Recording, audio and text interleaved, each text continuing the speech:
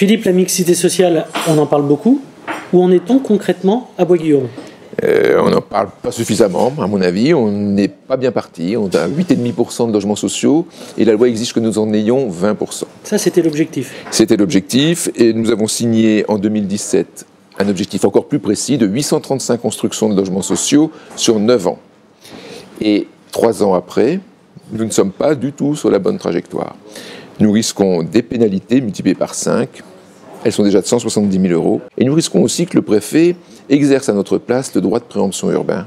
Ça voudrait dire qu'on risque une pénalité et on risque de perdre la main également. Oui, c'est-à-dire qu'il pourrait donc acheter tous les terrains qui lui sembleraient convenir et pour y faire du 100% de logements sociaux avec l'argent de la mairie. Ça aurait comme conséquence que nous ne pourrions pas réunir les conditions d'une intégration harmonieuse, premièrement, et deuxièmement, il y aurait peut-être un risque que ces populations venant rapidement, nous n'ayons pas le temps de mettre au regard de tout ça les équipements nécessaires en termes d'école, gymnase, etc.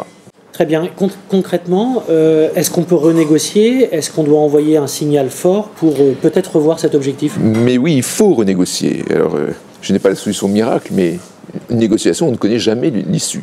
Ce qu'on peut dire, c'est qu'il faut renégocier sur de nouvelles bases, avec un objectif revu à la baisse. Il s'agit d'être réaliste. Si on veut avoir une chance d'atteindre un objectif, il faut le fixer déjà de manière réaliste.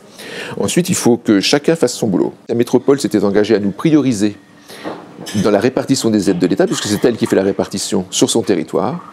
Et au lieu de ça, au lieu de nous prioriser, elle a décidé d'affecter les aides de l'État à la réhabilitation des logements sociaux anciens plutôt qu'à la construction. Et donc, nous n'avons pas de logements sociaux anciens à réhabiliter, donc nous n'avons pas d'aide. On est passé de prioritaire à rien du tout.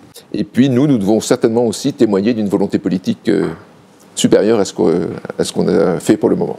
Très bien. C'est plus clair maintenant.